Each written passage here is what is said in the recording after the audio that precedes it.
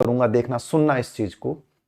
हमारी सरकार भर्तियों को पूरा पारदर्शिता के साथ समयबद्ध करने से कटिबद्ध है, कह रहे हैं, जरूरी नहीं ऐसा हुआ है, हम सबने देखा है।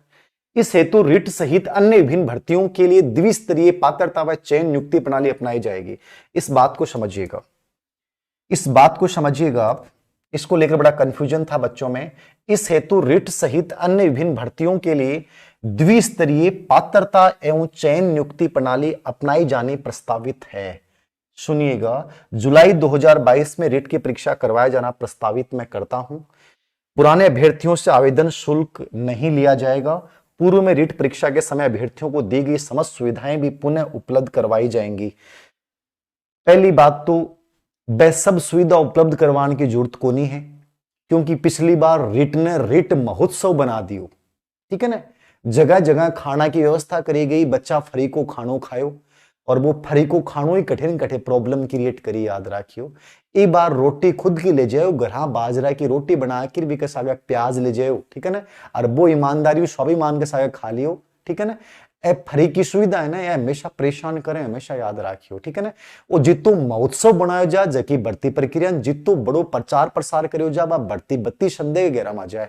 खदों के साथ माने ईमानदारी से परीक्षा प्रणाली करवा दो, माने क्यों देना की जरूरत को नहीं है। मैं मारी प्याज की रोटी बाजे रोटी खा के एग्जाम दियाऊंगा, लेकिन भगवान के लिए अहिया मत करो कि 3-3 4-4 साल पहले मैं परेशान हो लिया। एक भर्ती प्रक्रिया ढंगू करवा दो बस, ठीक है। और कोशिश ये करो कि जल्दी जल्दी करवा दो, ठीक है। तो सुविधाओं के नाम पे तो आपको लेना नहीं है, सीधी सी बात बोल दो, माने सुविधा क्यों कौन से साहब, माने ईमानदारियों कोशिश करवा दो, आप हमारे लिए सबसे बड़ी सुविधा है, ठीक है ना। फ्री की जितनी भी चीजें होने बस हमेशा याद रखियो, बहुत बड़ी कीमत वसूल करती हैं। और ये जिंदगी में याद रखना, जैसे रिलायंस जियो ने वसूल किया था, तो फ्री के चक्कर में मत लिया करो, फ्री की कोई चीज बढ़िया को नहीं हुए।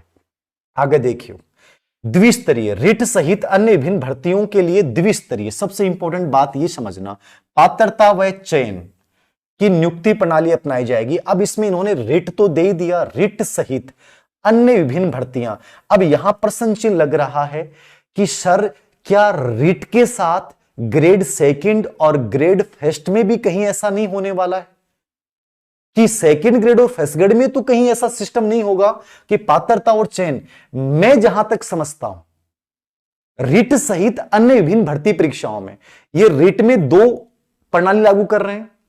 पहला, रिट जुलाई में जो होना है वो एक पात्रता परीक्षा है जिसमें आपको 60% नंबर लाने हैं। उसके बाद आपकी सेकंड एग्जाम होगी। सेकंड एग्जाम लेवल फर्स्ट के लिए भी होगी, लेवल सेकंड के लिए भी होगी। लेवल फर्स्ट के लिए मैंने पहले से कहा था, उनकी सभी विषयों की परीक्षा होगी जिसमें सभी विषयों के टीचिंग मेथड होंगे और साइकोलॉजी होगी, और हो सकता है राजस्थान जीके, इतिहास, कला, संस्कृति जोड़ दें। लेवल सेकंड में भी सेम सिस्टम होना है। रीट के बाद आपका सब्जेक्ट आधारित सेकंड एग्जाम होगी जिसमें साइकोलॉजी, पेडागोजी और राजस्थान जीके को जोड़ा जा सकता है।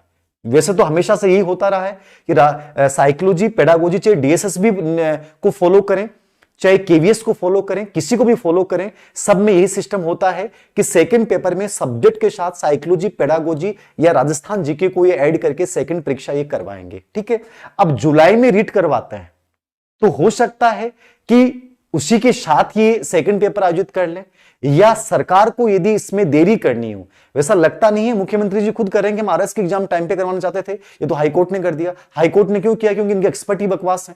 ऐसे पेपर क्यों बनाते हैं कि आंसर की हर बार विवादों में जाती है, तो वो एक बड़ा मुद्दा है, ठीक है, उस पर मैं जाना नहीं चाहूंगा। लेकिन सरकार कहीं ना कहीं मनसा जाहिर कर रही है कि हमें समयबद्ध प्रक्रिया करवानी है, तो जुलाई का इन्होंने नाम लिया है, बजट में इन्होंने घोषणा की है। आप तो ये मान के चलें कि रीट जुलाई में होनी है, सेकंड पेपर भी होना है, तो ये जुलाई में दोनों पेपर करवाते हैं कि नहीं करवाते हैं, ये धीरे धीरे 15 मार्च के बाद क्लियर होगा। 15 मार्च के बाद स्थिति क्लियर होगी, और जो सेकंड पेपर होगा उसमें क्या क्या होगा। लेकिन मैं फिर कह रहा हूं रीट वाले बच्चों को कि आप ये मत सोचिए कि उसका स्पष्टीकरण कब आएगा, उसके साथ आप रीट की तैयारी कर रहे हैं तो ईमानदारी के साथ साइकोलॉजी को बहुत बेहतर बना लीजिए, टीचिंग मेथड को अच्छा बना लीजिए, और सब्जेक्ट के ऊपर बहुत अच्छे से फोकस कीजिए। सब्जेक्ट को इतना शानदार तैयार कर लो कि चाहे सेकंड पेपर कभी भी हो आपको सोचना नहीं पड़े। केवल अकेली रीट को लेकर साथ मत चलिए, सेकंड पेपर साइकोलॉजी, पेडागोजी को साथ लेकर स्ट्रॉन्ग बनाइए इनको, ताकि आपको बाद में ये सोचना नहीं पड़े कि चाहे 2 पेपर हो चाहे 3 पेपर हो, कोई फर्क नहीं पड़ेगा, मुझे बहुत बेहतर तरीके से करना है। ओके, 15 मार्च के बाद स्थिति क्लियर हो जाएगी क्या पेपर पैटर्न रहेगा। बट आप अभी से तैयारी कर रहे हैं क्योंकि आपको इंतजार तो करना नहीं है ये सर 15 मार्च के बाद शुरू कर दूंगा, अभी से करना है। आपके पास 4 महीने हैं, 4 महीने में आप ईमानदारी से याद करें, 2 महीने रीट के लिए इनफ होते हैं, आपके 60% प्लस नंबर बन जाएंगे। कोशिश ये करें कि इन 4 महीनों में सब्जेक्ट को बहुत स्ट्रॉन्ग कर लें, साइकोलॉजी को बहुत स्ट्रॉन्ग कर लें, पेडागोजी को बहुत स्ट्रॉन्ग कर लें। ये मेरी आपको एक निवेदन रहेगा, राय रहेगी। आप चाहे जहां पढ़ें, जिस तरीके से पढ़ें, ये आपका सेल्फ डिसीजन है। कोई आपको ये नहीं कहेगा कि हमारे पास चल क्या है, ये आपको तय करना है कौन बेटर है कौन नहीं है।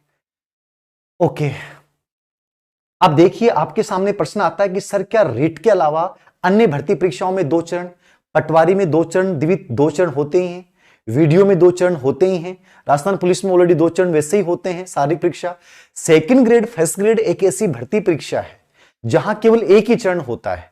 तो इन्होंने कहा कि आगामी भर्तियों में हो सकता है ये कोई कॉमन एलिजिबिलिटी टेस्ट लागू कर दें, बट मुझे किसी भी रूप में नहीं लगता है कि सेकंड ग्रेड और ग्रेड फर्स्ट में कोई 2 स्तरीय प्रणाली होगी, नहीं होगी, क्योंकि वहां ऑलरेडी 2 स्तरीय प्रणाली है।